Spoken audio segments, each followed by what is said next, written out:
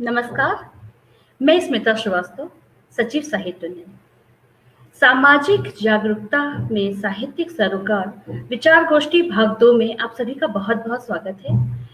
दोस्तों, कहते हैं साहित्य समाज का दर्पण होता है। तो क्या साहित्य समाज के घटनाओं का प्रतिफल मात्र है?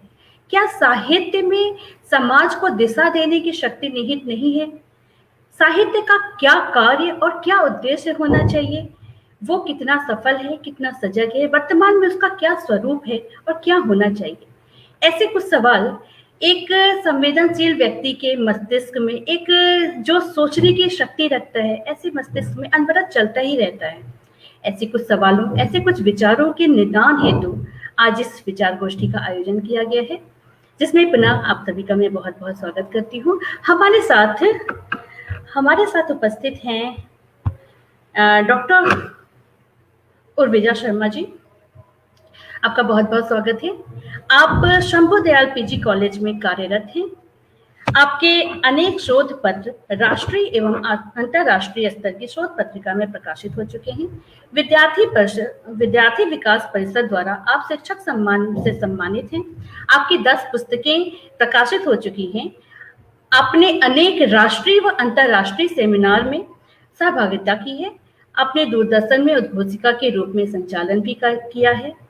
उत्तर प्रदेश की भाषा संस्थान द्वारा आयोजित भारतीय भाषा महोत्सव में अतिथि वक्ता के रूप में सहभागिता भी की है। आपके दिशा निर्देशन में अनेक शोधार्थी शोध कार्य कर रहे हैं। आपका बहुत-बहुत स्वागत है। जी, हमारे साथ डॉक्टर प्रियंका सिंह जी उपस्थित हैं। आपका बहुत-बहुत स्वागत है। वर्तमान में आप एसडीपीजी कॉलेज गाजियाबाद में अर्थशास्त्र विभाग में असिस्टेंट प्रोफेसर के पद पर कार्यरत हैं। इसके पहले आपने ING Business School Greater Noida में प्रवक्ता के रूप में भी कार्य किया है। डॉक्टर सिंह के अनेक शोध पत्र राष्ट्रीय एवं अंतर्राष्ट्रीय स्तर की शोध पत्रिकाओं में प्रकाशित हो चुके हैं। आपकी 4 पुस्तकें भी प्रकाशित हैं। आप राष्ट्रीय स्तर की शोध पत्रिका द हॉरिज़न में संपादकीय मंडल में संपादक के रूप में तथा केशव संवाद नामक पत्रिका के संपादक मंडल में भी कार्य कर रही हैं। इसके साथ डॉक्टर प्रियंका सिंह जी कई प्रकार के सांस्कृतिक और सामाजिक गतिविधियों से भी जुड़ी हुई हैं। आपका पुनः बहुत-बहुत स्वागत है। हमारे साथ उपस्थित हैं प्रोफेसर अनिल कुमार निगम जी। आप आईआईएमटी कॉलेज समूह के पत्रकारिता एवं जनसंचार संकाय में डीन और आईआईएमटी न्यूज पोर्टल एवं चैनल के संपादक के पद पर कार्यरत हैं। प्रोफेसर निगम वरिष्ठ स्वतंत्र पत्रकार भी हैं। हिंदी पत्रकारिता में 22 वर्षों का अनुभव प्राप्त है। हलचल पत्रिका में एसोसिएट एडिटर, दैनिक जागरण में इनपुट एडिटर, ब्यूरो चीफ और संस्करण प्रभारी के पद पर कार्यरत रह चुके हैं। इसके अलावा अमर उजाला में 4 वर्षों का संवाददाता के पद पर कार्य किया है आपने। आईआईएमटी के पूर्व आपने आईएएमएस कॉलेज गाजियाबाद की पत्रकारिता एवं जनसंचार संकाय में 2 वर्ष तक एसोसिएट प्रोफेसर के तौर पर अध्यापन कार्य भी किया है। इसके पूर्व आपने सक्रिय पत्रकारिता के साथ विभिन्न विश्वविद्यालयों एवं कॉलेजों में अतिथि प्रवक्ता के तौर पर लगभग 12 वर्षों तक अध्यापन कार्य भी किया है। प्रोफेसर निगम की 2 पुस्तकें भी प्रकाशित हैं। इसके अलावा आपके विभिन्न रिसर्च जर्नल में अनेक शोध लेख और विभिन्न समाचार पत्रों और पत्रिकाओं में 600 से अधिक लेख प्रकाशित हो चुके हैं। आपको पत्रकार गौरव सम्मान और डॉक्टर्स अचीवर अवार्ड जैसे कई पुरस्कारों से सम्मानित किया जा चुका है। आपका बहुत-बहुत स्वागत है डॉक्टर निगम। साथ ही हमारे साथ उपस्थित हैं आज डॉक्टर नीरजा शर्मा जी, जो आप बौद्ध अध्ययन विभाग दिल्ली विश्वविद्यालय में असिस्टेंट प्रोफेसर के पद पर कार्यरत हैं। सन 2006 में आपने पीएचडी की उपाधि प्राप्त की। आपकी 2 पुस्तकें प्रकाशित हैं। आप साथ ही आपके दिशा निर्देशन में अनेक शोधार्थी शोध कार्य कर रहे हैं। आपका भी बहुत-बहुत स्वागत है। समय को बर्बाद ना करते हुए कार्यक्रम को आगे बढ़ाते हैं, क्योंकि हमारे साथ जो जुड़े हुए दर्शक हैं वो आपको अधिक से अधिक सुनना चाहेंगे और अपने सोच में एक दिशा और दशा को देने का भी प्रयास रहेगा। तो सबसे पहले मैं आमंत्रित करूंगी डॉक्टर उर्विजा शर्मा जी को कि कृपया हमारे दर्शकों को, साहित्य उन्नयन से जुड़े हुए जितने भी लोग हैं, आपके शब्दों से लाभान्वित हो सके। बहुत बहुत स्वागत है डॉक्टर उर्विजा शर्मा जी।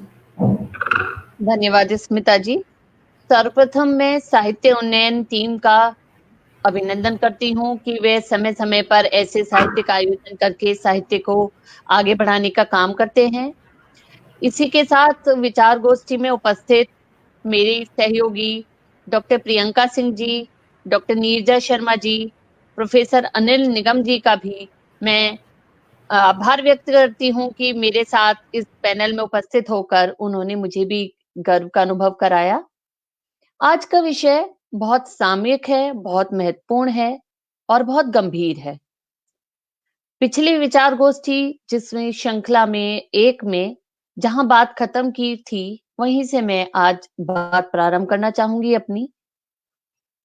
समाज को दिशा देने में या समाज को जागरूक करने में साहित्य कहाँ तक उत्तरदायी है, साहित्य का क्या रोल है या साहित्य क्या भूमिका निभाता है, इस चीज को मैं आपके समक्ष प्रस्तुत करूंगी। कहा जाता है कि साहित्य संगीत कला विहीन है, साक्षात पशु पुच्छ विषाणहीन। अर्थात साहित्य, संगीत और कला से विहीन व्यक्ति साक्षात पूंछहीन पशु के समान होता है। इस संस्कृत की उक्ति से ही हम समझ सकते हैं कि साहित्य का हमारे जीवन में, हमारे समाज में क्या योगदान है। भाषा और साहित्य की सबसे बड़ी उपलब्धि तभी होगी जब वह समसामयिक संदर्भों को व्यक्त करे, और ना केवल व्यक्त करे बल्कि पूरी ईमानदारी के साथ, पूरी पारदर्शिता के साथ उसे समाज के सामने रखे। अगर हम वर्तमान साहित्य को देखें तो वो आज अनेक विमर्शों में है। नए नए विमर्श हमें साहित्य में देखने में मिलते हैं। पिछली वार्ता में मैंने आदिकाल से लेकर आधुनिक काल तक की बात की। अब उससे आगे कुछ और जो पहलू खुलते हैं उन पर बात करना पसंद करूंगी। तो हम देखते हैं कि वर्तमान जो साहित्य रचा जा रहा है वो कितने विमर्शों का केंद्र बिंदु है। चाहे वो दलित हों, चाहे वो आदिवासी हों, चाहे वो स्त्री विमर्श हों, चाहे वो किन्नर विमर्श हों, इन पर ही वर्तमान साहित्य रचित हो रहा है। चाहे उपन्यास, चाहे कहानी, चाहे संस्मरण, चाहे रेखा चित्र, साहित्य की आप कोई भी विधा ले लीजिए, उनके केंद्र बिंदु यही हैं। यहाँ तक कि आत्मकथा लेखन में भी हम इन्हीं विषयों को पर आधारित रचनाओं को देख पाते हैं। अगर हम सामाजिक सरोकारों की बात करें तो हम देखते हैं कि साहित्य का क्या योगदान है और उसके क्या मुख्य सरोकार हो सकते हैं समाज को लेकर। तो हम देखते हैं कि सामाजिक मूल्यों और धरोहरों का संरक्षण, सामाजिकता का विकास, समाज का राजनीतिक विकास, समाज को गतिशीलता प्रदान करना, तटस्थ समाज की स्थापना करना, सामाजिक समरसता का भाव लाना और व्यक्ति से लेकर राष्ट्र निर्माण तक की बात करना साहित्य के प्रमुख सरोकारों में आते हैं। आज जब वर्तमान परिदृश्य में सारे विश्व में एक सांस्कृतिक वर्चस्व की लड़ाई है, तो ऐसे में हम कहां पाते हैं अपने आप को? क्यों हम केवल पाश्चात्य संस्कृति को स्वीकार करके अपने भारतीय संस्कृति के गौरव की उपेक्षा कर रहे हैं, और साहित्य भी इसी होड़ में है कि किस तरह से महिमा मंडन किया जाए उस संस्कृति का। ये भारत भूमि जो वेदों, उपनिषदों और पुराणों की जननी है, जहां पर प्रकृति को भी देव तुल्य माना गया है, उसकी उपेक्षा करके यदि हम पाश्चात्य संस्कृति को अपनाते हुए उनके जीवन दर्शन को अपने साहित्य में लाएंगे, तो वो किसी भी दृष्टि से हमारे लिए सही नहीं होगा। वर्तमान में साहित्यकार अतीत और भविष्य के धुंधलके के बीच में जी रहे हैं। वर्तमान कहीं ना कहीं उपेक्षित हो रहा है। इसी कारण समकालीन संदर्भ उपेक्षित हो रहे हैं। संस्कृति के बाद अगर हम मीडिया को लेते हैं तो वो भी मैं मानती हूँ कि कहीं न कहीं साहित्य से ही जुड़ा हुआ है। क्योंकि मीडिया हमें जो परोसता है, वो भी साहित्य का ही एक हिस्सा है। लेकिन दुर्भाग्यवश मीडिया भी 2 खेमों में बँटा है, शासन समर्थित और शासन विरोधी। अलग से आप देख सकते हैं कि कौन-सा पक्ष शासन को समर्थन दे रहा है और कौन-सा उसका विपक्ष में बात कर रहा है। इसमें चाहे आप प्रिंट मीडिया को ले लीजिए, चाहे इलेक्ट्रॉनिक मीडिया को ले लीजिए, चाहे सोशल मीडिया को ले लीजिए, ये वो साहित्य परोस रहे हैं जो कि दिशाहीन बना रहा है।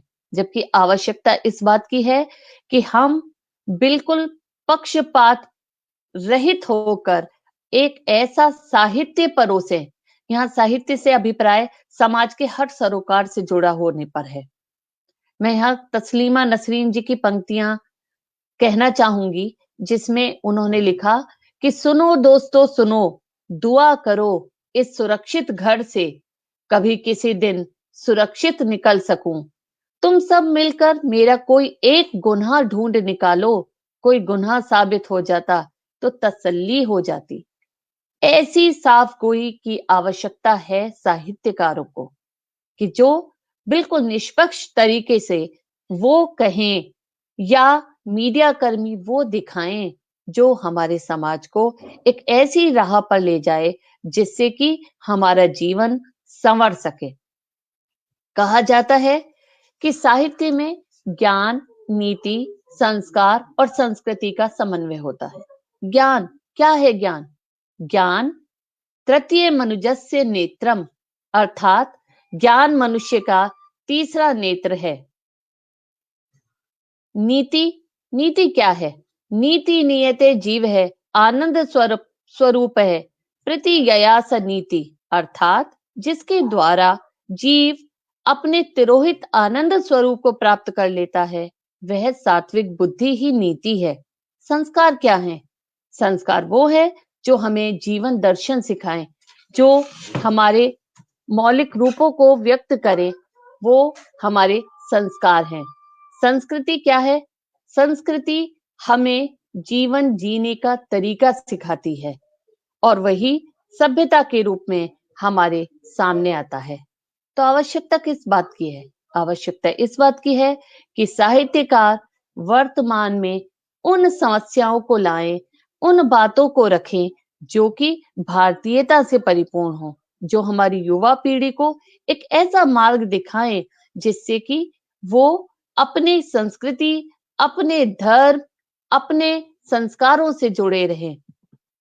इसमें हम इतिहास का पुनरावलोकन भी कर सकते हैं। हम इतिहास को पुनः पढ़ें और जानें कि उसमें क्या वर्णित है और क्या वर्णित किया जाना चाहिए।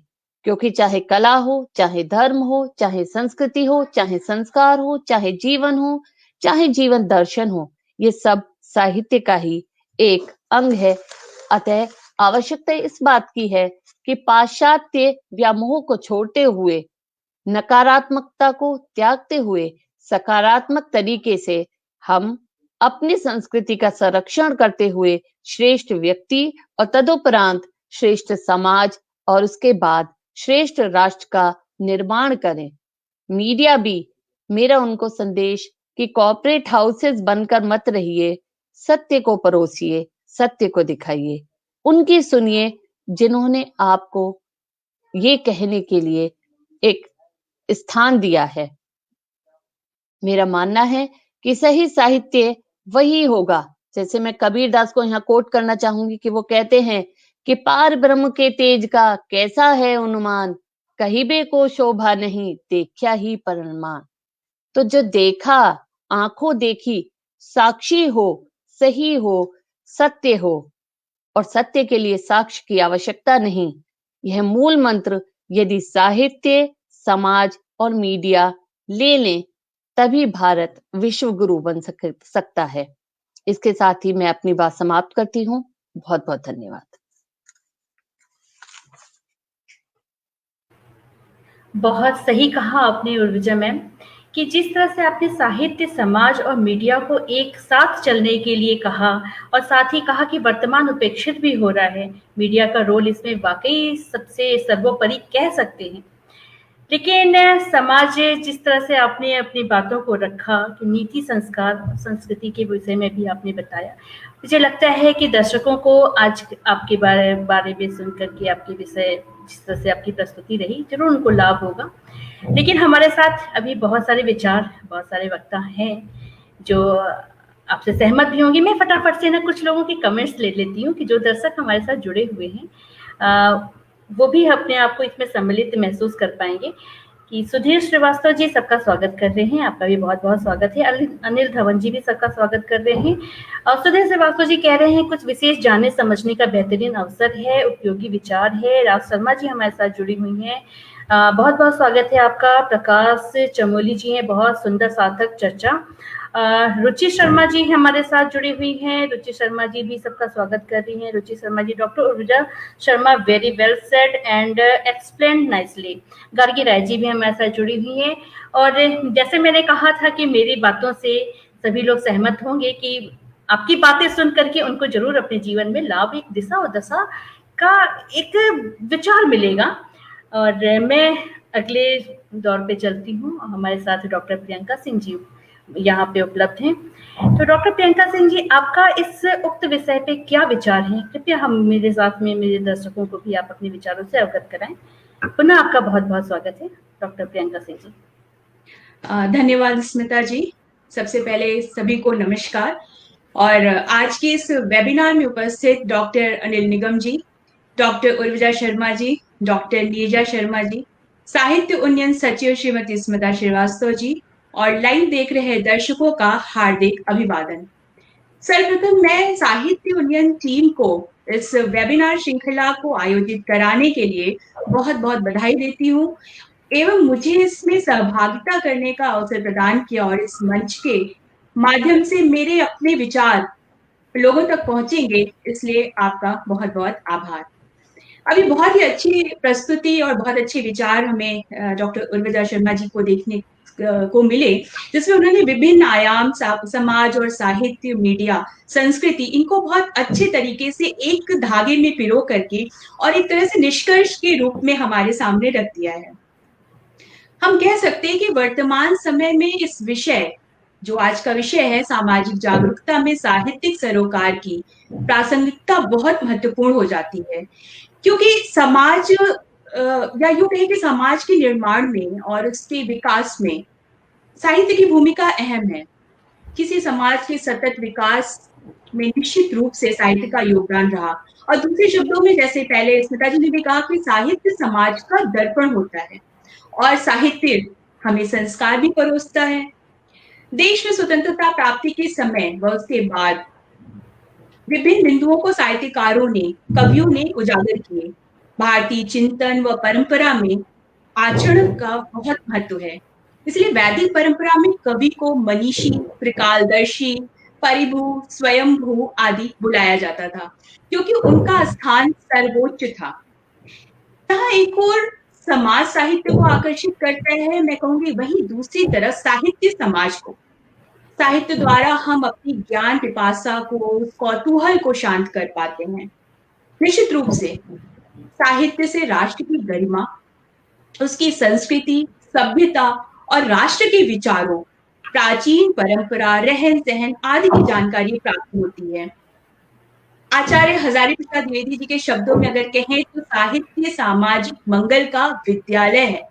यह सत्य है कि व्यक्ति विशेष की प्रतिभा से ये साहित्य रचित होता है, किंतु और भी अधिक सत्य यह है कि प्रतिभा सामाजिक प्रगति की ही उपज है। यह बिल्कुल सत्य बात उन्होंने कही और उनके कहे हुए ये शब्द अपने आप में ही साहित्य और समाज के बीच का जो संबंध है उसको व्यक्त कर देते हैं। समय समय पर साहित्यकारों ने समाज की संवेदना, उसकी स्थिति को व्यक्त किया है। जैसे कबीर दास जी का जिक्र किया उर्विजा मैम ने, कि कबीर दास जी ने अपने समय के आडंबरों को, सामाजिक कुरीतियों को, मान्यताओं के विरोध में अपनी आवाज उठाई। इसी तरह प्रेमचंद ने अपनी कहानी और उपन्यासों में किसी न किसी समस्या के प्रति संवेदना व्यक्त की। मतलब साहित्यकार समाज से जुड़ा हुआ है और वो चाहकर भी इससे अलग नहीं हो सकता है और निश्चित रूप से दिशा दिखाने का प्रयत्न करता है। कवि वाल्मीकि की जो ओजपूर्ण वाणी और गोस्वामी तुलसीदास जी की अमर काव्य अंधकार में भटकते हुए भारतीयों के लिए पथ प्रदर्शक का कार्य करता है। और इसी प्रकार न जाने कितनी रचनाएं भारतीय संस्कृति व समाज को प्रेरणा देने के उद्देश्य से लिखी गई। मानव के विकास में संस्कृति की भूमिका अहम व महत्वपूर्ण है।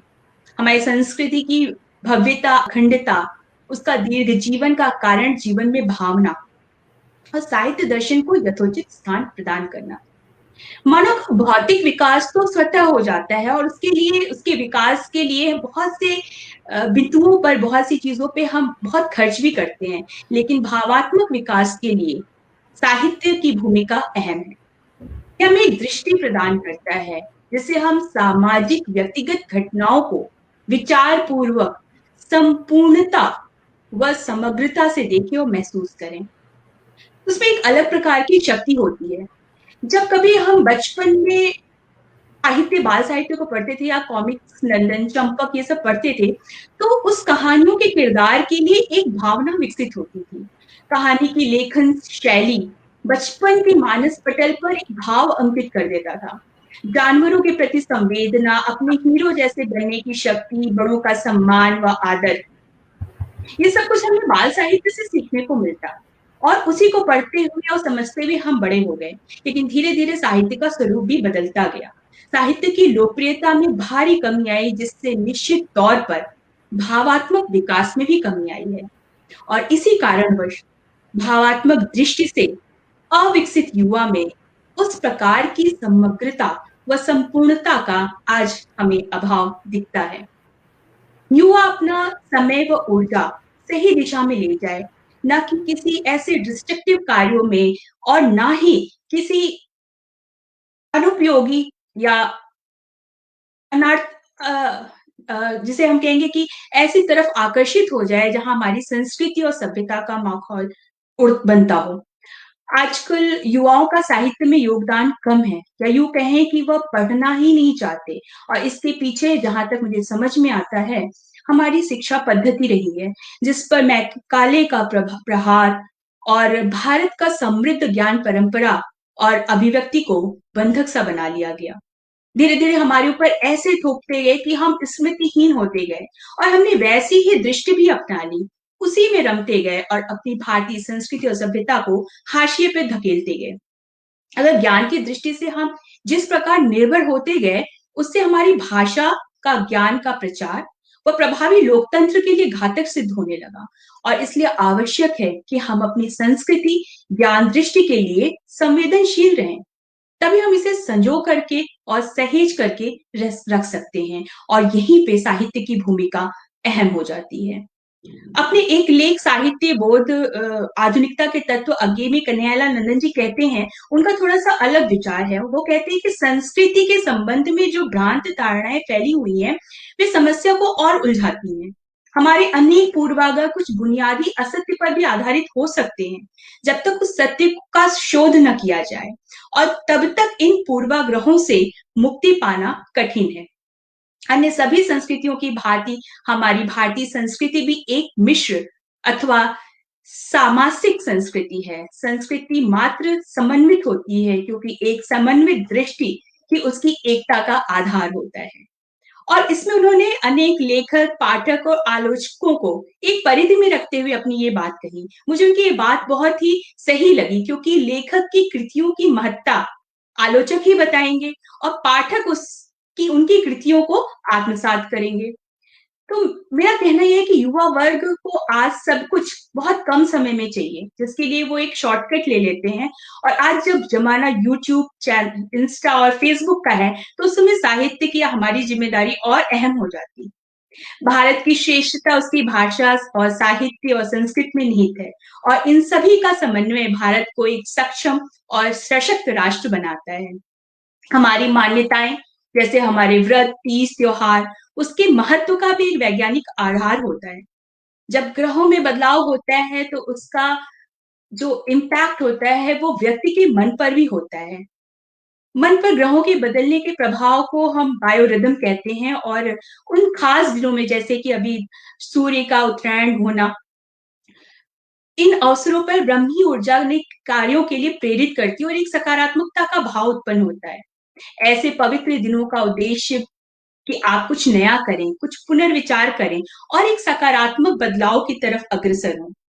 जो सत्य हो, उपयोगी हो और सही हो, उन्हीं चीजों को ध्यान दें, अनुपयोगी चीजों के प्रति आकर्षित ना हो। इसलिए आवश्यक है आत्मविश्लेषण। और एक छोटी सी कहानी मैंने पढ़ी, उसके माध्यम से मैं स्पष्ट रूप से ये कहना चाहती हूँ कि एक बार ग्रीस के दार्शनिक सुकरात से कोई मिलने आया और वह सुकरात के मित्र के बारे में उन्हें कुछ बताने आया था। सुकरात ने उनकी बात सुनने से पहले ही उनके सामने 3 शर्त रखी। पहली बात कि वह सत्य हो, दूसरी बात वह अच्छी हो और तीसरी बात वो उपयोगी हो। पहली शर्त तो पूरी हो रही थी, लेकिन उसके बाद की दोनों शर्तों पर वो जो बताने आया था उस पे खरा नहीं उतर सका, क्योंकि वह बात ना तो अच्छी थी और ना ही उपयोगी। जब सुकरात ने तीनों शर्तों पर असफल होने के बाद उनसे पूछा कि जो बात ना सच है, ना अच्छी है और ना ही उपयोगी है, तो आप मुझे क्यों सुनाना चाहते हैं? इस पर उसके पास कोई जवाब नहीं था और सुकरात के संदेश को वो बड़ी ही आसानी से समझ गया कि अनुपयोगी बातों में समय व ऊर्जा व्यर्थ नहीं करनी चाहिए। साहित्य में सकारात्मक ऊर्जा का प्रवाह होता है और इससे दूर होते जाते युवाओं के अंदर मौलिकता का ह्रास होता जा रहा है, अपनी जड़ों से भी दूर जाते जा रहे हैं और एक तरह से ज्ञान का जो केंद्र है वो पश्चिम हो गया है और युवा पश्चिमी सभ्यता की तरफ आकर्षित होते जा रहे हैं। उसी का संवर्धन करने के कारण औपचारिक शिक्षा में अंग्रेजी भाषा का महत्व बढ़ता जा रहा है। अपनी सामाजिक संस्कृति महत्व से बेखबर उसी तरफ वो आकर्षित होते जा रहे हैं और अंग्रेजी भाषा की महत्ता तो इतनी बढ़ गई है कि वो एक कुलीन वर्ग, हाई क्लास या योग्य लोगों की भाषा बन गई है और ये मातृभाषा हिंदी पर भारी पड़ती गई है। भारतीय समाज पश्चिमी सिद्धांतों को अपनाकर एक नमूने के रूप में स्थापित होता गया है। आवश्यकता है आज साहित्य को और अधिक बलवान कर अपनी ज्ञान परंपरा, संस्कृति को समाज में, विशेषकर युवाओं में संचार करना, क्योंकि किसी भी राष्ट्र का निर्माण या राष्ट्र का भविष्य युवा होता है। धन्यवाद।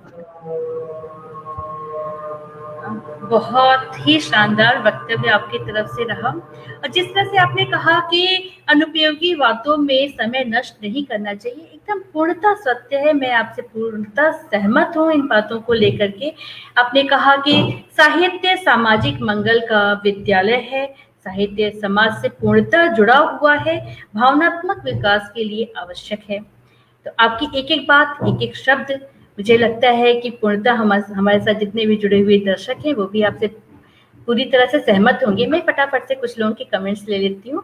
हमारे साथ राज शर्मा जी जुड़ी हुई हैं, सबको नमस्कार कह रही हैं और साथ ही कह रही हैं कि अनिल जी हमको भी कभी कुछ कहना है और मेरी फ्रेंड आपके साथ इतना सुंदर ज्ञान दे रहे हैं। क्या बात है। बहुत बहुत स्वागत है राज शर्मा जी आपका और मुझे उम्मीद है कि आप अंत तक ऐसे ही हमारे साथ जुड़े रहेंगी। विमल राव लेखक जी हैं, बहुत ही सुंदर कह रहे हैं। राज शर्मा जी, स्मिता जी नमस्कार। नमस्कार आपको भी।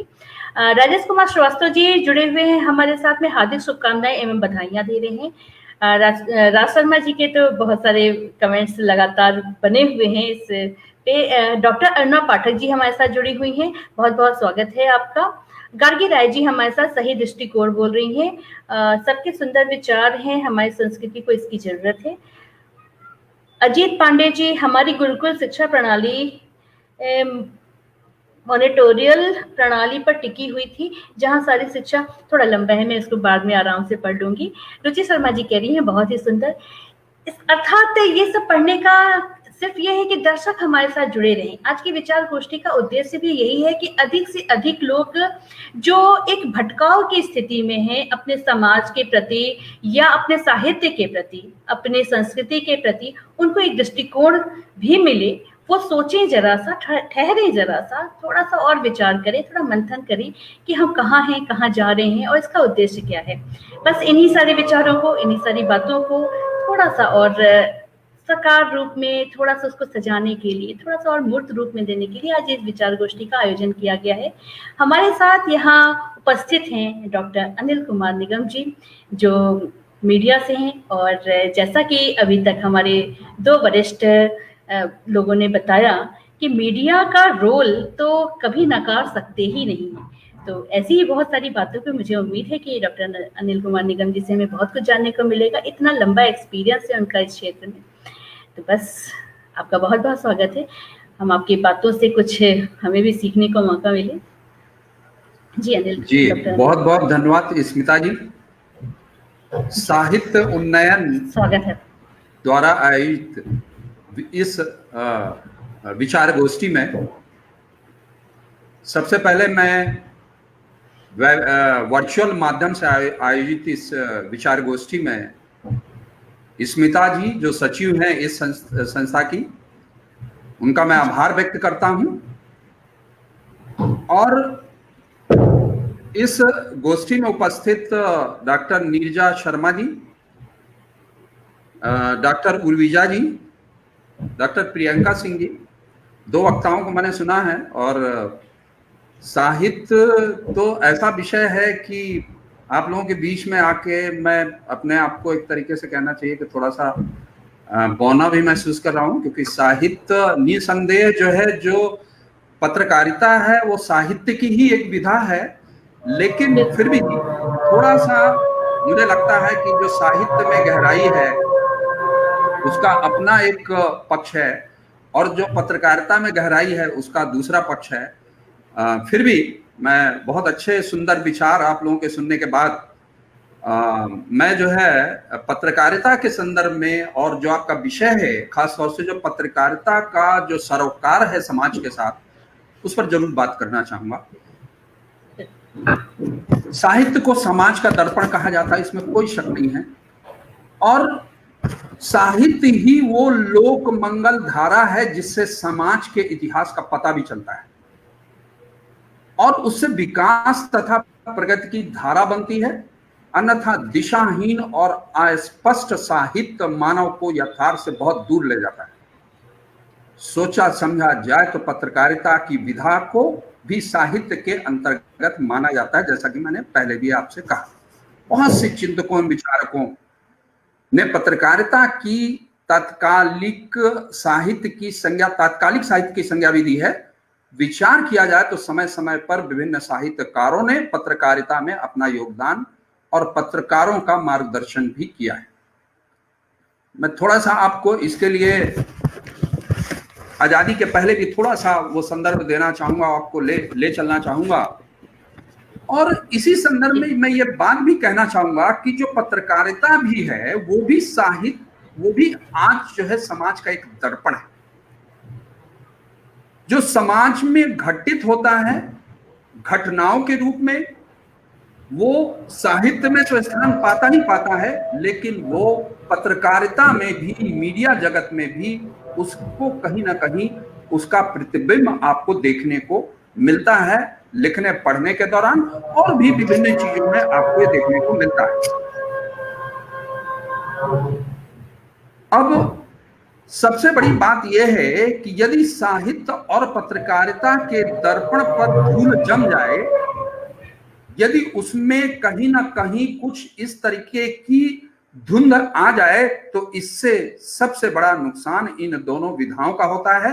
तो कहीं ना कहीं हमें अब ये देखना होगा इस परिप्रेक्ष्य में कि जो मीडिया है वो बेसिकली मीडिया है क्या, मीडिया का स्थान क्या है हमारे देश में, और मीडिया ने किस तरीके से विभिन्न चरणों में काम किया, और मीडिया से लोगों की अपेक्षाएं क्या हैं। इन सभी बिंदुओं पर मैं थोड़ा सा प्रकाश डालना चाहूंगा। जैसा कि हम सभी लोग जानते हैं कि मीडिया जो है लोकतंत्र का चौथा स्तंभ है। हमारे भारतीय संविधान के अनुच्छेद 19(1)(a) के तहत हमारे सभी देश के नागरिकों को, सारी खाली मीडिया की बात नहीं है, देश के सभी नागरिकों को जो है भाषण और अभिव्यक्ति की स्वतंत्रता का मौलिक अधिकार प्राप्त है। इसी के तहत हमारे देश में जो मीडिया के विभिन्न माध्यम हैं, प्रिंट मीडिया, इलेक्ट्रॉनिक मीडिया और डिजिटल मीडिया, सब इसी के तहत जो है या तो वो अपना प्रकाशन करते हैं समाचार पत्रों का, या ब्रॉडकास्ट करते हैं, टेलीकास्ट करते हैं, या डिजिटल मीडिया के माध्यम से अपनी बात को जो है लोगों तक पहुंचाते हैं। हम सभी लोग अच्छी तरह जानते हैं कि जो मीडिया है, मीडिया और साहित्य की दोनों की बहुत अहम भूमिका रही हमारे देश को स्वतंत्रता दिलाने में, आजादी दिलाने में। हम थोड़ा सा यदि पीछे जाएंगे तो हम देखते हैं, हम बात करें बाबू विश्वनाथ पराडकर की बात करें, राजा राम मोहन राय की बात करें, पंडित जुगल किशोर शर्मा की बात करें जिन्होंने हिंदी का पहला समाचार पत्र निकाला था, बाल गंगाधर तिलक की बात करें, या महात्मा गांधी जी की बात करें, ऐसे ये पत्रकार रहे जो हमारे देश के स्वतंत्रता सेनानी भी थे। इसको बताने का मेरा मकसद क्या है? मेरा मकसद ये है कि पहले पत्रकारिता में ऐसे लोग आजादी के पहले काम करते थे जो खुद भी स्वतंत्रता सेनानी थे, और उनके समक्ष एक बहुत बड़ा लक्ष्य था, और वो था देश को आजाद कराना, देश की आजादी। कहने का मतलब कि पत्रकारिता के समक्ष एक मिशन था, और पत्रकारिता उस दौरान पूरी तरीके से मिशनरी थी। और यही कारण है कि आप देखते हैं कि उस दौरान जब पत्रकारिता होती थी तो वहां पर पैसा, वहां पर रेवेन्यू, वहां पर विज्ञापन आड़े नहीं आता था। वहां सिर्फ एक ही काम था, वो था सेवा। और सेवा क्या थी कि हमें, हमारे समक्ष एक लक्ष्य था कि देश को आजादी दिलानी है, उसके लिए काम करना है, और इसलिए ना तो तनख्वाह महत्वपूर्ण है, ना उस समाचार पत्र के माध्यम से आने वाला राजस्व महत्वपूर्ण है। लेकिन जब ये मिशन पूरा हो गया तो पत्रकारिता, जैसा कि निरंतर अपने कहते हैं कि परिवर्तन तो प्रकृति का नियम है, तो पत्रकारिता में भी वो बदलाव आया। तो आजादी के बाद पत्रकारिता धीरे धीरे जो है उद्योग की ओर अग्रसर हुई। पहले तो विकास एक बहुत जो है हमारे देश के समक्ष एक बहुत बड़ी चुनौती थी, जिसमें पत्रकारिता ने अपना महत्वपूर्ण भूमिका निभाई। लेकिन जब पत्रकारिता संस्थानों में, मीडिया घरानों में धीरे धीरे उद्योगपतियों का कब्जा हो गया, तो पत्रकारिता जो एक मिशन उसके समक्ष था, वो मिशन से कहीं ना कहीं उद्योग और प्रोफेशन में बदलने लगी। काम करने वालों के लिए रोजगार का माध्यम बन गया, और इसको चलाने वालों के लिए ये एक इंडस्ट्री बन गई। लेकिन इंडस्ट्री भी कैसी? इंडस्ट्री कोई साबुन तेल वाली इंडस्ट्री नहीं थी। ये ऐसी इंडस्ट्री जिसके माध्यम से कंटेंट को बेचा जाना था, कंटेंट को लोगों तक पहुंचाया जाना था। तो ऐसी स्थिति में लोगों को यदि इंडस्ट्री चलानी है, लोगों की जरूरतें हैं जो इसमें रोजगार कर रहे हैं, जो उसके पत्रकार कर्मचारी हैं जिनको उसमें रोजगार चाहिए, ऐसे लोगों ने जब यहाँ काम करना शुरू किया तो उनकी जो मूलभूत आवश्यकताएं हैं उनको पूरा करने के लिए निसंदेह उनको जो है तनख्वाहें भी चाहिए थी। तो इन सब चीजों के साथ साथ कहीं ना कहीं बाजार आया, और बाजार आने के बाद जो है आपने देखा कि कहीं ना कहीं ये सारे चेंजेस हमें देखने को मिले कि अखबार के स्वरूप में बदलाव आया, पत्रिका के स्वरूप में बदलाव आया, और फिर जब रेडियो और टेलीविजन आता है तो उस दौरान भी बदलाव शुरू होता है। और उस बदलाव के बाद जो है हम देखते हैं कि पत्रकारिता जो है एक अलग स्वरूप में हमें दिखना शुरू होती है समाज में। लेकिन वहां काम करने वाले जो पत्रकार हैं, ये जरूर है कि मतलब बाजारवाद आया, जो समाचार पत्र हैं, चैनल्स हैं, उनको कहीं ना कहीं अपने राजस्व की चिंता थी कि देखिए यदि राजस्व आएगा नहीं तो संस्थान चलेगा नहीं। तो वो कहीं ना कहीं जो चीजें आई, जो विज्ञापन आया, जो राजस्व आया, उसका दबाव कहीं ना कहीं पत्रकारिता के राय में आया, जिसकी वजह से कहीं ना कहीं पत्रकारिता भी, देखिए चूंकि पत्रकारिता क्या है, पत्रकारिता भी समाज का एक अंग है। तो जब समाज में कोई बुराई आती है, समाज में चाहे वो बाजारवाद हो, उपभोक्तावाद हो, भ्रष्टाचार हो, है ना, या अपराध हो, जब वो बुराई समाज में आती है तो वो भी समाज का अंग है, उससे अछूता नहीं रह सकता। तो वो कुछ बुराइयां, जैसा कि अभी हमारे पूर्व के वक्ता ने कहा, उर्विजा जी ने कहा कि दुर्भाग्य से जो पत्रकारिता से अपेक्षा है, जो पत्रकारिता को अपनी समाज में भूमिका निभानी चाहिए, वो कई बार एक्सपेक्टेशन, कई बार वो अपेक्षा में खरा नहीं उतरता है। तो उन्हीं कारणों पर मैं बात कर रहा हूं कि ये जो उपभोक्तावाद ने कहीं ना कहीं लोगों का पथ से विचलन पैदा किया, तो वो विचलन उसकी वजह से कहीं ना कहीं आया। लेकिन फिर भी हम अच्छी तरह जानते हैं कि हमारे पास सूचनाओं का माध्यम क्या है, मीडिया है। सूचना यदि ठीक है तो बहुत अच्छी बात है, सूचना यदि फेक है तो भी समस्या है। ऐसी स्थिति में उन सूचनाओं को कैसे जो है मतलब कहना चाहिए कि पवित्र रखा जाए, कैसे उनको ट्रू रखा जाए, कैसे फैक्ट्स एंड फिगर्स को जो है मतलब कहना चाहिए कि सत्यता की कसौटी पे कसा जाए, ये बहुत बड़ी चुनौती होती है। तो देखिए, जब हमारे देश में कई चरणों से गुजरी है पत्रकारिता, चाहे आप आपातकाल के दौरान थोड़ा दृष्टिपात करेंगे, वहां पर आप दृष्टि डालेंगे तो आप देखेंगे उस दौरान पत्रकारिता ने अपनी भूमिका निभाई। और उस दौरान भी देखिए आप कई बार तो ऐसा हुआ जब वो कुछ नहीं लिख पाए तो उन्होंने अपने एडिटोरियल पेज को ही ब्लैक विरोध स्वरूप छोड़ दिया, और उस दौरान भी मुखर होकर के बाकायदे उन्होंने ये बताने की कोशिश की कि नहीं, हमारी ये भूमिका है समाज और राष्ट्र निर्माण में, ये कहीं ना कहीं बताने की कोशिश की। और एक जो और बहुत बड़ा मौका मिला वो है कोविड-19 के दौरान, जब हमारे देश में संपूर्ण विश्व में लॉकडाउन हो गया, तो फिर पत्रकारिता को एक बार अपनी भूमिका दिखाने की जो है का मौका मिला। और इस दौरान आपने देखा कि ये पत्रकारिता से जुड़े हुए जितने भी पत्रकार हैं, ये इस चैलेंज के लिए वास्तव में तैयार नहीं थे, क्योंकि इस तरह की भयंकर त्रासदी के लिए पत्रकारों को किसी भी संस्थान में, किसी भी कॉलेज में, किसी भी यूनिवर्सिटी में कवरेज के लिए कोई ट्रेनिंग नहीं दी गई थी। ये वास्तविकता है। और यही कारण है कि जब अचानक संपूर्ण देश में लॉकडाउन हुआ तो पत्रकारों के समक्ष एक बहुत बड़ी चुनौती पैदा हो गई। और पत्रकारों का काम है कि लोगों के पास जाना, अपने सोर्सेज बनाना और उनके पास जाके खबरों को निकालना। और ये बीमारी कहती कि नहीं, आपको दूरी मेंटेन करनी है, डिस्टेंसिंग रखनी है, आपको लोगों के पास नहीं जाना है, तो अपने को बचाना भी है और सही खबरें भी देनी है अपने पाठक को। ये उसकी जिम्मेदारी है, उसकी जवाबदेही है समाज के प्रति, लोगों के प्रति, राष्ट्र के प्रति, कि सही रिपोर्टिंग की जाए। ऐसी स्थिति में जो सबसे बड़ा चैलेंज था कि खबरें कैसे निकाली जाएं, तो आपने देखा होगा कि टीवी चैनल्स का जो माइक है धीरे धीरे वो लंबा होने लगा।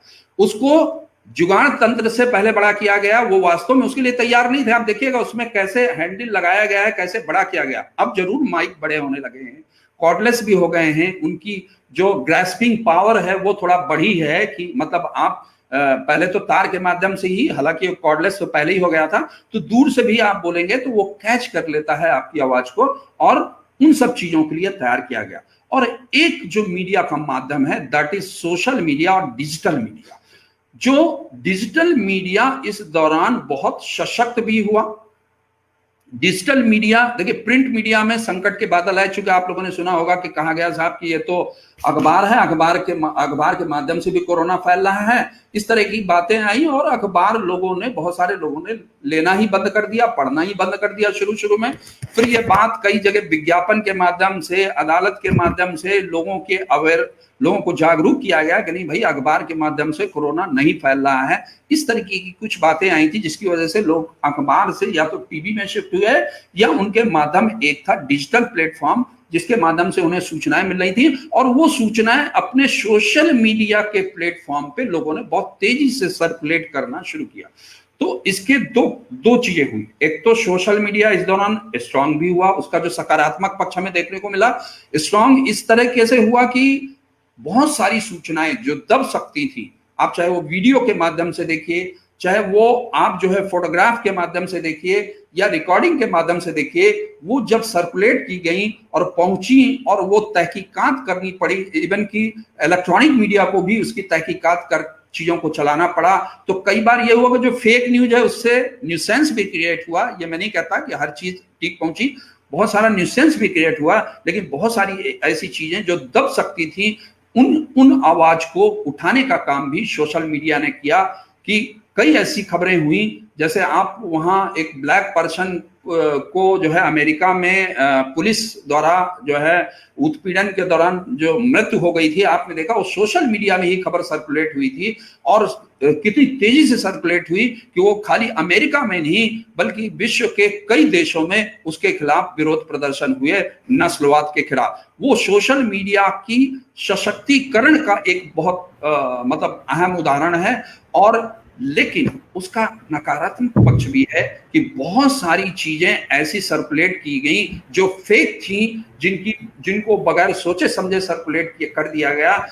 कई तरह की अफवाहें फैल गई, चाहे मजदूरों के पलायन को लेकर के हो या आप कहें कि एक समुदाय विशेष के बारे में कुछ ऐसी अफवाहें फैला दी गई या सरकार के बारे में कुछ ऐसे लोगों ने अफवाहें फैला दी जिसकी वजह से समाज में बहुत ही अशांति का माहौल पैदा हो गया और अफरा तफरी का माहौल पैदा हो गया। तो लेकिन जब कोई चीज आती है, कोई चीज चलती है तो उसके दोनों पहलू होते हैं। तो लेकिन इस दौरान मीडिया ने कहीं ना कहीं जो है अपनी जो भूमिका है वो बहुत ही बढ़ चढ़ के अपनी जान, आपने ये भी सुना होगा बहुत सारे पत्रकारों की जानें भी चली गई, कोविड से वो इन्फेक्टेड हो गए, चाहे वो धरावी का मामला हो, वहां भी जाके लोगों ने रिपोर्टिंग की। और वहां भी क्योंकि इतना कंजेस्टेड इलाके में जा करके आप इस तरह रिपोर्टिंग करना बहुत आसान नहीं होता। तो मेरे कहने का मतलब ये है कि जो मीडिया है, मीडिया ने इस दौरान अपनी भूमिका अच्छी अदा करने की कोशिश की। लेकिन दूसरी बात जो आपने कहा, एक विचार, आज जब हम टीवी चैनल्स खोलते हैं तो मैं इस बात से बिल्कुल सहमत हूं कि समाचार कम और विचार ज्यादा सुनने को मिलता है। तो कई बार बहुत तकलीफ होती है, चैनल्स खोलने का मन नहीं करता। आपको पता है ये चैनल खोलेंगे तो आपको बस ये विरोध का स्वर ही सुनने को मिलेगा, और ये चैनल खोलेंगे तो सिर्फ पक्ष में ही गुणगान करने को आपको सुनने को मिलेगा। ऐसी स्थितियां जो आ रही हैं वो पत्रकारिता के लिए बहुत ही दुर्भाग्यपूर्ण है, क्योंकि पत्रकारिता और साहित्य वास्तव में समाज को जागरूक करने का काम करता है। और वो जागरूकता यदि हमें करनी है तो कहीं ना कहीं तटस्थता को हमें मेंटेन करना होगा, कहीं ना कहीं हमें निष्पक्षता को बरकरार रखना होगा। यदि हम अनबायस्ड नहीं होंगे और हम समाचार के साथ विचार को मिक्स कर देंगे तो उचित नहीं होगा। समाचार के लिए हमारे पास एडिटोरियल है, डिबेट है, उन चीजों में हम करें, लेकिन जब समाचार में ही विचार आप शामिल कर देंगे तो आखिरकार इस देश की जनता को हम क्या जवाब देंगे। तो पत्रकारिता से बहुत अभी अपेक्षाएं हैं, और खास तौर से हमारा जो यूथ आ रहा है, जो युवा आ रहा है, उसको ये बात जरूर हमें समझानी है। ये कहीं ना कहीं पत्रकारिता के जो लीडर्स हैं, जो पायनियर्स हैं, जो साहित्य के पायनियर्स हैं, उन्हें कहीं ना कहीं ये दिशा उनको दिखानी है और बताना है कि उनका काम क्या है, किस तरीके से एक सजग पत्रकारिता करनी है, जिम्मेदार पत्रकारिता करनी है, ताकि हम समाज में, समाज के निर्माण में, राष्ट्र के निर्माण में एक अहम भूमिका अदा कर सकें। ये बहुत जरूरी है। इन्हीं शब्दों के साथ मैं अपनी बारी को विराम दूंगा। वंदे मातरम। जी, बहुत बहुत धन्यवाद डॉक्टर अनिल कुमार निगम जी। और आपकी बातों से ना मुझे एक तुरंत याद आ गया अपनी बचपन की घटना, कि बचपन में आप भी याद करिए कि जब समाचार आता था 8:40 वाला दूरदर्शन पे, तो मुझे याद है कि वो दृश्य, वो नमस्कार ऐसे होता था और ऐसे ही नमस्कार होता था, चेहरे पे हल्की सी मुस्कुराहट भी नहीं आती थी, तो कहीं से कोई भी बायस्ड, वो समाचार जो प्रदर्शन होता था ना, वो आज हम लोग सच में मिस कर रहे हैं इस चीज को। और आपने बहुत सही कहा कि विचारों के लिए तो बहुत सारे मंच बने हुए हैं, जैसे आज हमने विचार गोष्ठी का आयोजन किया हुआ है, तो यहाँ आइए, अपने विचार रखिए, लेकिन समाचार में अपने विचारों को मिश्रित ना करिए। समाचार जैसे है, कहते हैं कि सच को थोड़ा बढ़ा दिया जाए या घटा दिया जाए तो सच सच नहीं रहता। बस इसी तरह की बातें पत्रकारिता से भी जुड़ी हुई हैं, और मुझे उम्मीद है कि आप जैसे सशक्त लोग, आप जैसे अभिव्यक्ति वाले लोग अगर इस क्षेत्र में हैं तो इसमें दिशा और दशा परिवर्तन का कार्य जरूर हो रहा होगा, और आगे आने वाले समय में हमें ये साक्ष्य रूप में मिलेगा भी। आपने जिस तरह से मीडिया लोकतंत्र का चौथा स्तंभ है कहा, कि सच है, पूर्णतः सत्य है, और इसको अपनी संवेदनाओं को बरकरार रखने की ही जरूरत है। आजादी के पहले की घटनाओं का आपने जिस प्रकार से चित्रण किया कि वहां से लेकर के आए, और वर्तमान में कोविड में जिस तरह की भ्रांतियां फैली, कुछ अच्छे विचार आए, कुछ बुरे विचार आए, कुछ सच थे तो कुछ पूर्णतः मतलब वैचारिक ही कह सकते हैं उसको, हो सकता है कि किसी विचार के तहत बायस्ड होकर के उन लोगों ने किया हो। खैर, हम इन चर्चा में नहीं पड़ेंगे। आवश्यकता ही आविष्कार की जननी है। जिस प्रकार पिछले वर्ष में जितनी आवश्यकताएं बढ़ती गई, उसी तरह से आविष्कार भी बढ़े हैं। आगे आने वाले समय में हमें बहुत कुछ देखना है, बहुत कुछ सहना है, बहुत कुछ सीखना है। ये बहुत सारी विचारें। मैं फटाफट से कुछ दर्शकों की अपने कुछ कमेंट्स ले लेती हूँ कि हमारे साथ सुधीर श्रीवास्तव जी, आपका बहुत बहुत स्वागत कर रहे हैं। आदरणीय अनिल जी का स्वागत है। और हमारे साथ राज शर्मा जी बहुत सारे कमेंट्स कर रही हैं सर। हो सकता है वो आपको पर्सनली भी जानती हूँ, मुझे इसके बारे में नहीं पता है। गुलाब सिंह जी हैं, कांग्रेचुलेसन अनिल जी बोल रहे हैं। गौतम अद्वितीय जी हैं, स्मिता जी बहुत रोमांचक अभियान का शुभारंभ किया गया, बहुत बहुत साधुवाद जी, बहुत बहुत धन्यवाद गौतम अद्वितीय जी। आप, मुझे उम्मीद है आप इसी तरह से हमारे साथ बने रहेंगे। मनोज सिंह चौहान जी हैं, अति सुंदर गोष्ठी बोल रहे हैं। राज शर्मा जी अगेन लिख रही हैं, अनिल जी बहुत सुंदर विचार हैं। सविता सिंह सूर्यवंशी जी ज्ञानवर्धक व्याख्यान है। राज शर्मा जी, स्मिता जी आपको सुना है, आप बहुत ही सुंदर कविता बोलते हैं। धन्यवाद राज शर्मा जी। शैलजा शर्मा जी हैं, very informative and interesting discussion. हमारे साथ रीना शर्मा जी हैं, सुधीर श्रीवास्तव जी जुड़े हुए हैं, अंशी कमल जी हैं, संगीता चमोली जी हैं, और भी बहुत सारे दर्शक हैं। मुझे नहीं लगता है कि मैं सबके नाम को, जिसका नाम छूट जाए तो कृपया आप मुझे माफ करिएगा। हमारे साथ अभी डॉक्टर नीरजा शर्मा जी भी उपस्थित हैं। बहुत सारी बातें हो चुकी हैं, बहुत सारी बातें, देखिए बातों का तो क्रम ऐसा है कि वो कभी खत्म हो ही नहीं सकता। समाज और साहित्य, साहित्य तो हर जगह साहित्य, मुझे तो हर जगह साहित्य दिखता है। हर किसी की बातों में भी साहित्य दिख जाता है। अगर तोतली जुबान में भी कोई बोल रहा है तो आप जिस तरह से बहुत शिक्षा से जुड़ी हुई हैं, हमारी संस्कृति और हमारे संस्कार को आपने जिस तरह से पढ़ा होगा, समझा होगा, सीखा होगा, जाना होगा, हमारे दर्शकों को भी आप उससे जरूर अभिभूत करिए। डॉक्टर नीरजा शर्मा जी, पुनः आपका बहुत बहुत स्वागत है। धन्यवाद स्मिता जी। सबसे पहले मैं doctor Urvija Sharma ji, doctor Priyanka ji, doctor निगम जी, उन्नयन समिति के अध्यक्ष स्मिता जी, फेसबुक पर लाइव देख रहे सभी लोगों को मेरा प्रणाम। उन्नयन समिति को मैं बहुत धन्यवाद और आभार देती हूँ जिन्होंने ये मंच मुझे प्रदान किया। आज का विषय सामाजिक जागरूकता में साहित्यिक सरोकार, वर्तमान के संबंध में बहुत ही महत्वपूर्ण विषय। आज की पीढ़ी के लिए यह आवश्यक है कि वे अपनी गौरवमयी संस्कृति को समझे, क्योंकि संस्कृति समाज को जोड़ती है। संस्कृति किसी भी देश की आत्मा होती है। समाज में संस्कारों का बोध हमें हमारी संस्कृति कराती है, और भारतीय संस्कृति विश्व की सर्वाधिक प्राचीन और समृद्ध संस्कृति के साथ साथ अत्यंत उदार, समन्वयवादी, सशक्त और जीवंत रही है, जिसमें जीवन के प्रति वैज्ञानिक दृष्टिकोण तथा आध्यात्मिकता का अद्भुत समन्वय है। वसुधैव कुटुंबकम, विश्व कल्याण की भावना हमारी संस्कृति की विलक्षणता रही है। चाहे मीडिया हो या साहित्य, अगर हम अपनी संस्कृति को, अपने गौरव को, अपनी संस्कृति को नहीं दिखाएंगे, नहीं बताएंगे, तो हमारा भारतीय होना या किसी भी संस्कृति का, उस व्यक्ति का अपनी संस्कृति से जोड़ा रहना व्यर्थ है। वर्तमान समय में वैश्वीकरण का प्रभाव से हमारे समाज भी अछूता नहीं है। यही कारण है कि हमारी वेशभूषा, भाषा, रुचि, खान पान सभी पर आधुनिकता का प्रभाव पड़ा है। जहां एक तरफ आर्थिक विकास व तकनीकी से लोगों का जीवन स्तर सुधर रहा है, वहीं दूसरी तरफ हमारे समाज व परंपराओं में सेंध लगाकर हम पर विदेशी संस्कृति को थोपने का प्रयास किया जा रहा है। इसीलिए यह आवश्यक है कि युवाओं को अपनी संस्कृति के प्रति जागरूक किया जाए। भारतीय संस्कृति में अहिंसा व विद्वेष का कोई स्थान नहीं है।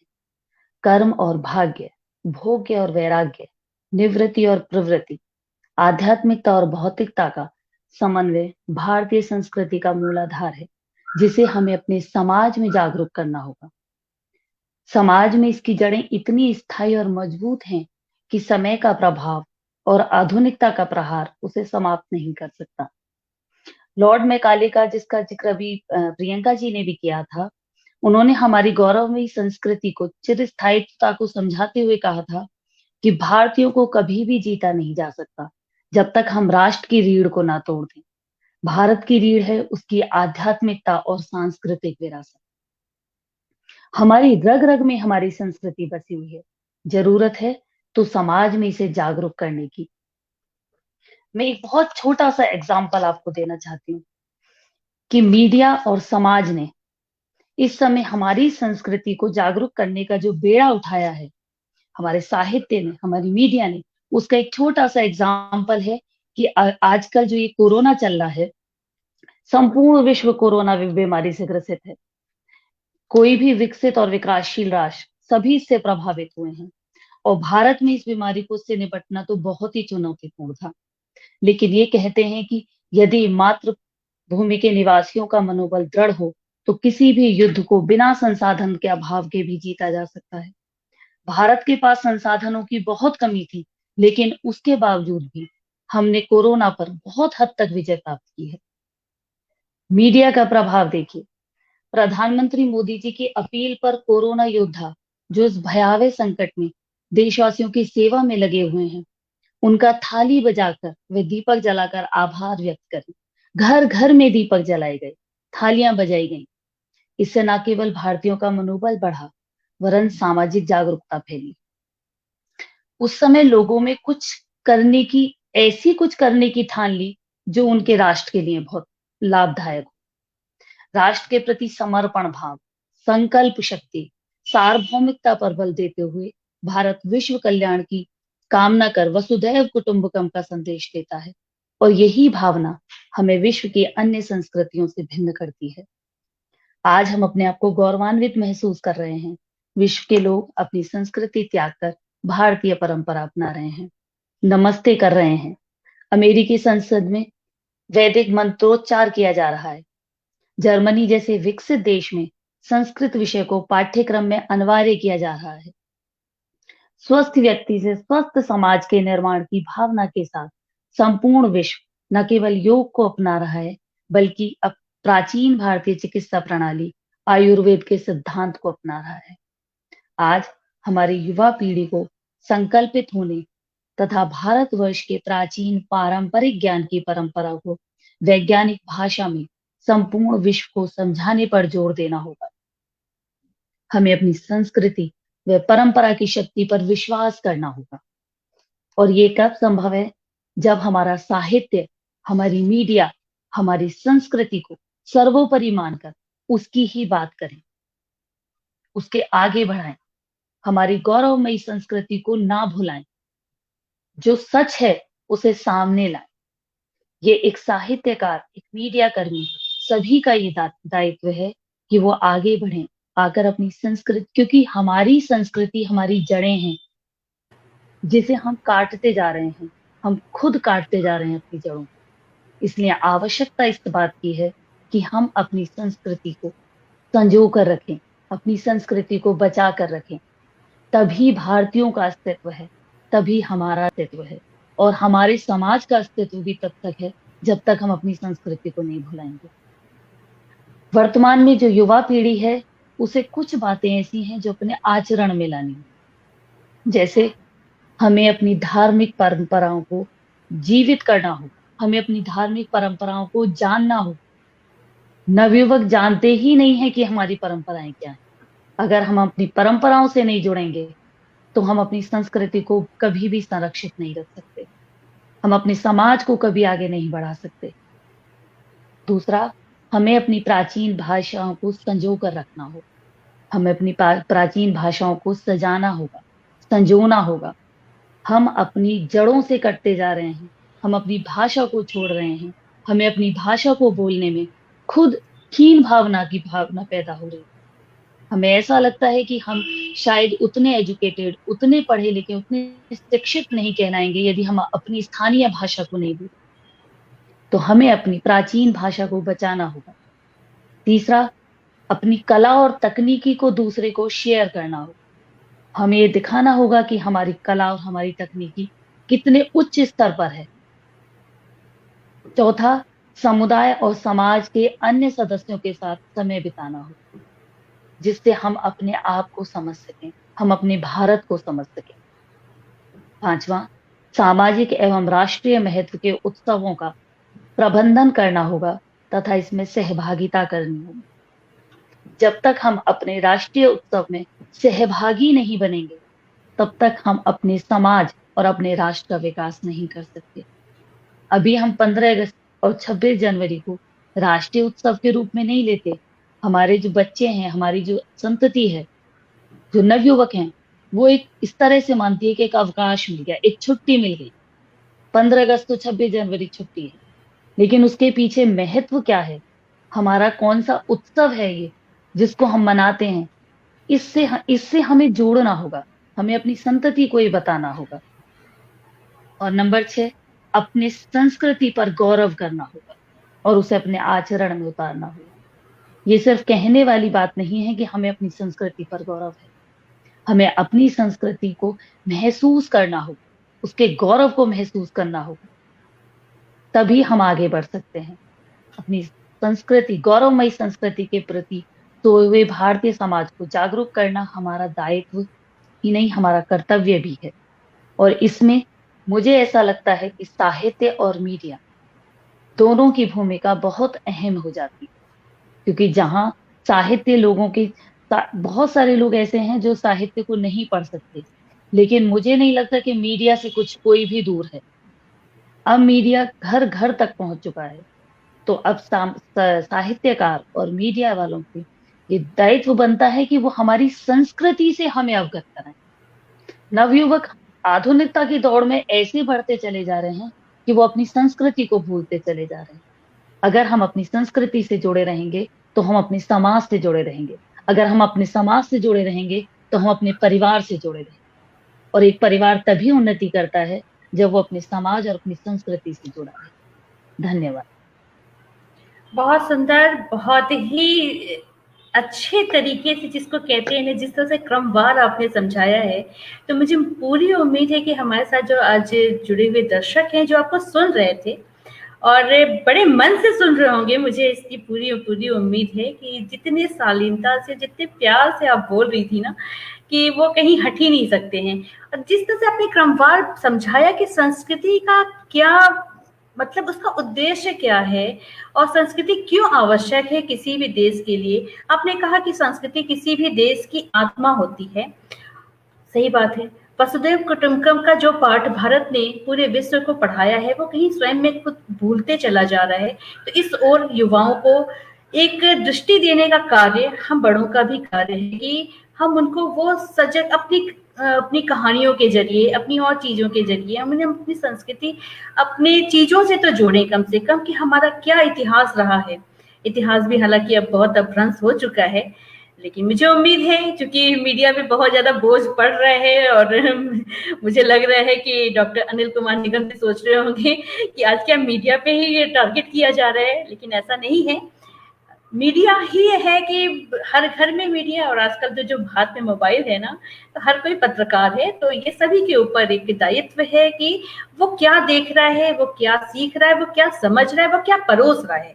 ये भी एक बहुत ही चिंतनशील विषय है कि हम, ये ऐसा नहीं है कि हम देखें कुछ, सोचे कुछ और समझाएं कुछ, तो ये चीज नहीं होना चाहिए। और इस पे सभी को, खास तौर पे जो माँ बाप हैं, जो शिक्षक वर्ग है, वो सभी लोग इसके लिए अगर थोड़ा सा संवेदनशील होंगे ना, थोड़ा सा ध्यान देंगे, तो बदलाव निश्चित रूप से संभव है।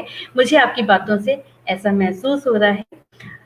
और बहुत सारी बातें हो चुकी हैं। मैं फटाफट से कुछ लोगों के कमेंट्स ले लेती हूँ, क्योंकि जो नीरजा मैम को इतने प्यार से सुन रहे थे। अंशी कमल जी हैं, वो कह रही हैं अति सुंदर व विचारणीय बात कही। रुचि शर्मा जी हैं, वेरी नाइसली एक्सप्लेन नीरजा जी। साथ ही अंशी कमल जी पुनः बोल रही हैं, वाह वाह, भारतीय संस्कृति की गौरवमयी सूक्ष्म व्याख्या। सही बात है। राज शर्मा जी हमारे साथ जुड़ी हुई हैं, कह रही हैं कि नीरजा शर्मा जी का सुंदर वर्णन बता रही हैं कि देश को बहुत जरूरत है हमारी संस्कृति की, इसका विकास होना देश हित के लिए आवश्यक है। सही बात है। साथ ही हमारे साथ बहुत सारे दर्शक जुड़े हुए हैं। अंशी कमल जी कह रही हैं, बेहद शानदार संचालन। बहुत बहुत धन्यवाद है आप सभी लोगों का, हमारे साथ ऐसे जुड़े रहे। और मुझे पूरी उम्मीद है कि आज इस विचार गोष्ठी के माध्यम से जो हमारा समाज के प्रति साहित्य का क्या दृष्टिकोण है, क्या होना चाहिए, उसके प्रति बहुत नहीं तो थोड़ा ही सही और बहुत सारी कड़ियों में हम इसको अच्छे से समझाने और समझने का प्रयास करते रहेंगे। लेकिन आज जिस तरह से डॉक्टर प्रियंका सिंह जी ने, डॉक्टर उर्विजा शर्मा जी ने, डॉक्टर नीरजा शर्मा जी ने और डॉक्टर अनिल कुमार निगम जी ने अपनी बातों को रखा और हमें समझाने का, थोड़ा सा दिशा और दृष्टि देने का प्रयास किया है, वो बहुत ही उत्तम रहा है। मुझे लगता है कि हमारे साथ जुड़े हुए जितने भी दर्शक हैं उनको इसका लाभ अवश्य ही मिलेगा। थोड़ा सा जागरूक हो जाएं, थोड़ा सा संवेदनशील हो जाएं, यही इस विचार गोष्ठी का एक उद्देश्य है कि समाज में हैं तो हम भी सामाजिकता से पूरी तरह से, क्योंकि व्यक्ति ही समाज का केंद्र होता है, उसका एक इकाई होता है, कह सकते हैं कि व्यक्ति से व्यक्ति जुड़ता है तो समाज का गठन होता है और समाज मिलकर के देश और देश कई देश मिलकर के एक विश्व का संगठन करते हैं। तो जब तक, चूंकि व्यक्ति नींव है तो उसको ही संभलना पड़ेगा, उसी को समझना पड़ेगा। ऐसी बहुत सारी बातें हैं। अंत में मैं चाहूंगी कि हमारे साथ आप जितने लोग भी जुड़े हुए हैं, 2 शब्द साहित्य उन्नयन के लिए अवश्य कहें। तो सबसे पहले डॉक्टर प्रियंका सिंह जी, आप साहित्य उन्नयन को कहाँ देखती हैं भविष्य में? धन्यवाद स्मिता जी। साहित्य उन्नयन टीम एक तरह से समाज में साहित्य को लेकर के सकारात्मकता का भाव उत्पन्न कर रहा है, और जिस प्रकार से हर दिन आपके फेसबुक के माध्यम से हमें नए नए लोगों को, नए नए कवियों को और इतने पुराने और बुजुर्ग लोगों को सुनने का मौका मिल रहा है। और इसका एक अच्छा माध्यम, जैसे अनिल निगम सर से कहना चाहूंगी कि मीडिया ही है कि घर बैठ करके हम इतने अच्छे विचारों को आत्मसात कर पा रहे हैं। और एक तरह से कोविड की ये देन कहेंगे कि मैंने सुना स्मिता जी को कि इन्होंने इतने अच्छे स्वामी विवेकानंद पे इन्होंने प्रोग्राम कराया और इतने विचारों को हमें सुनने को मिला। तो इसके लिए मैं तो स्मिता जी को बहुत बहुत आभार देती हूँ। साथ ही साहित्य उन्नयन टीम जिस तरह से अपने नए नए विचारों को लेके आती है और नई नई गोष्ठियां करती हैं, उसके लिए बहुत बहुत धन्यवाद और बहुत बहुत आभार। बहुत बहुत धन्यवाद प्रियंका जी, इतने अच्छे विचारों के लिए, इतनी अच्छी बातों के लिए, इतने प्रेरणादायी बातों के लिए। और उर्विजा शर्मा जी, आपसे भी मैं निवेदन करूंगी कि आप साहित्य उन्नयन के लिए 2 शब्द अवश्य बोलें लास्ट में। धन्यवाद स्मिता जी। साहित्य उन्नयन टीम के लिए तो यही कहूंगी कि एक वेदों में मैंने कहीं पढ़ा है, चरैवेति चरैवेति, चलते चलो चलते चलो। तो वो जो चलती रहती है और जो ज्ञान का प्रवाह है वो कभी रुकता नहीं है, वो लगातार चलता रहता है, संचरणशील रहता है। और आपके माध्यम से आप सबके लिए कह रही हैं कि बहुत उत्साहवर्धक, बहुत ज्ञानवर्धक, लेकिन मुझे लगता है कि जो संचालन कर रही हैं वो सबकी केंद्र बिंदु बनी हुई हैं और वो लेकर चल रही हैं, एक कड़ी बनाए हुए हैं और वो कड़ी से कड़ी जुड़ती रहती है। और फेसबुक पे लगातार आपके प्रोग्राम देखती हूँ मैं, विशेष रूप से गीता पर आपने कराया था कार्यक्रम, वो मुझे बहुत ज्यादा पसंद आया। और सबसे बड़ी बात ये है कि भाई मैं खुद एक साहित्य के विद्यार्थी हूँ और ऐसे में अगर एक संस्था साहित्य को आगे बढ़ाने का काम कर रही है तो सबसे ज्यादा आभारी तो मैं हूँ आप लोगों के लिए। मैं आपका आभार व्यक्त करती हूँ और आप मुझे अवसर दे रही हैं, ये बहुत बहुत आपके लिए धन्यवाद इसके लिए। अरे आदरणीय, मैं तो ये कहूंगी कि आपने अपना समय निकाला साहित्य उन्नयन के लिए और आप यहाँ आए, तो हम इसके लिए आपके हमेशा रेडी रहेंगे। और जिस तरह से आपने हमें, मतलब हमारी तारीफ ही की है, और लेकिन ये है कि आप लोगों के साथ के बिना ये संभव हो ही नहीं सकता है। पिछले दिनों में जिस तरह से गीता ज्ञान चर्चा की बात हुई और विवेकानंद जयंती पे हमने वो, वाकई उन्होंने पूरा जीवन अपने ज्ञान को समर्पित कर दिया है और जिस तरह का उनका खोज रहा है, शोध रहा है, वो अद्भुत रहा है। मैं जब भी उनसे बात करती हूँ ना, कि वो करीब 82-83 साल के हैं, और लेकिन जो बाड़ी में ओज है ना, वो मुझे उनकी तरफ एकदम स्वतः खींचती चली जाती है। मैं जब भी उनके साथ थोड़ा भी समय बिताती हूँ तो मुझे 2 बातें ऐसी जानने को मिलती है जो मैंने कहीं नहीं पढ़ी है। इसीलिए कहते हैं बुजुर्गों का साथ बहुत आवश्यक होता है। तो जो मुझे अच्छा लगता है तो मैं सोचती हूँ कि उसको लोगों तक पहुंचाया जाए। साथ ही हमारे साथ नीरजा शर्मा जी भी हैं। मैं चाहूंगी कि साहित्य उन्नयन के लिए 2 शब्द कृपया आप जरूर बोलें। धन्यवाद स्मिता जी। साहित्य उन्नयन का बहुत बहुत धन्यवाद और आभार कि वो भारतीय संस्कृति को, जैसे गीता है, गीता पर आपने किया था, विवेकानंद जी पर किया था, और इसका केंद्र बिंदु भारतीय संस्कृति ही। तो कहीं ना कहीं आप भारतीय संस्कृति को दोबारा से पुनर्जागृत कर रहे हैं, लोगों को चेतना जागृत कर रहे हैं। साहित्य समाज का दर्पण होता है। आप समाज को दर्पण दिखाने का प्रयास कर रहे हैं कि हमारा समाज आज यहाँ खड़ा है, हमारा समाज कहाँ था। आप जी ये डिफरेंशिएशन भी दिखाने की कोशिश कर रहे हैं कि समाज की भूमिका कितनी इम्पोर्टेंट होती है, कि साहित्य की भूमिका समाज में कितनी इम्पोर्टेंट होती है। कहीं ना कहीं आप लोगों को जागरूक कर रहे हैं। ये सामाजिक जागरूकता देश हित के लिए बहुत इम्पोर्टेंट है। तो मैं आप सभी को बहुत बहुत धन्यवाद, आप की पूरी टीम को बहुत धन्यवाद देती हूँ कि आप इसी तरीके के कार्यक्रम आगे भी करते रहें और साहित्य, समाज और संस्कृति इनके लिए काम करते रहें। धन्यवाद जी, बहुत बहुत धन्यवाद डॉक्टर नीरजा शर्मा जी, आपकी बातों के लिए, आपके इन चीजों इन क्या कहूँ, मेरे पास तो शब्द ही खत्म हो जाते हैं आप लोगों का जब साथ मिलता है तो। और थोड़ा सा भाव विभोर हो जाती हूँ कि मैंने तो बस एक कदम बढ़ाने की कोशिश की थी। और कहते हैं ना कि अगर सोच अच्छी हो, उद्देश्य अच्छा हो, तो लोग मिलते जाते हैं और कारवा बनता चला जाता है। बस ऐसा ही कुछ मैं आजकल महसूस भी कर रही हूँ कि आप लोगों का साथ है तो बहुत सुंदर और बहुत सुहाना लगता है सफर। साथ ही हमारे साथ डॉक्टर अनिल कुमार निगम जी हैं, जिनका पूरा जीवन जिस क्षेत्र में गुजरा है, उनके पास तो बहुत सारे एक्सपीरियंस होंगे। इसको 1 घंटे में या कुछ मिनटों में बांध पाना तो संभव नहीं है, लेकिन चूंकि मीडिया कहीं से भी किसी भी तरह से अछूता नहीं है, तो मीडिया के अगर इतने बड़े ज्ञाता के मुख से अगर साहित्य उन्हें 2 शब्द ना सुने तो कार्यक्रम कुछ अधूरा सा हो जाएगा। तो मैं चाहूंगी कि आप 2 शब्द जरूर कहें साहित्य उन्नयन के लिए। जी स्मिता जी, बहुत बहुत धन्यवाद। सबसे पहले तो बहुत सुंदर तरीके से मंच का संचालन करने के लिए आपको साधुवाद।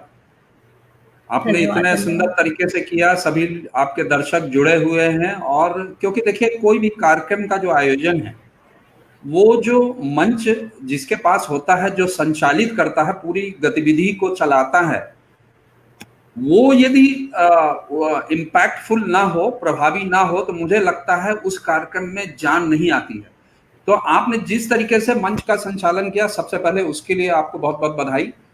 दूसरी बात यह है कि देखिए, साहित्य उन्नयन संस्था, मैं तो देखिए पहली बार आपसे जुड़ा हूं, पहली बार आपके प्लेटफॉर्म पे आया हूं। जिस तरीके से आपने साहित्य और मीडिया दोनों को जोड़ा और जोड़ करके समाज को और राष्ट्र को देखने का एक नजरिया विकसित किया, निसंदेह बहुत सराहनीय है। और जिस तरीके की, मैं जब आपने मुझे अपने पेज का लिंक भेजा तो मैं आपके पेज पे गया और आपके पेज को फॉलो भी किया और कुछ मैंने वीडियो देखने की कोशिश की, क्या क्या आपने कार्यक्रम किए। अभी मैं पूरे आपके वीडियो नहीं देख पाया हूं, लेकिन कुछ मैंने देखने की कोशिश की उस दौरान।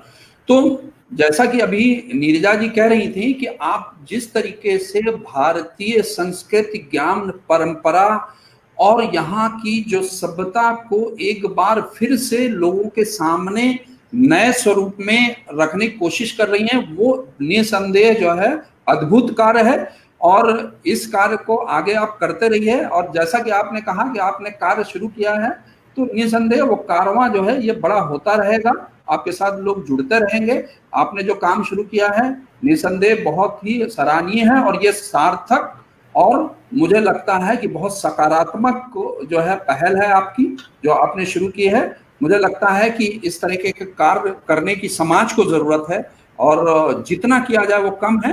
आप जो कर रही हैं उसके लिए आपको बहुत बहुत बधाई, शुभकामनाएं। आप करती रहिए। और आभार भी कि मैं आपने मतलब साहित्य की विधा के जो जानकार हैं उनके लोगों के साथ मुझे जो है बैठने का और मुझे बोलने का मौका मिला, इसके लिए भी बहुत बहुत धन्यवाद। और जैसा कि आप कह रही थी कि ये एक ऐसा प्लेटफॉर्म है, वर्चुअल प्लेटफॉर्म, कि देखिए इस काम को हम लोग बहुत आसानी से और बहुत अच्छे तरीके से कर पा रहे हैं। और हमारी जो रीच है वो बहुत दूर दूर तक हो रही है। बहुत सारे लोग देख रहे हैं। जिन लोगों के पास अभी समय है लाइव देख रहे हैं, जिनके पास अभी समय नहीं है बाद में लोग देख रहे हैं।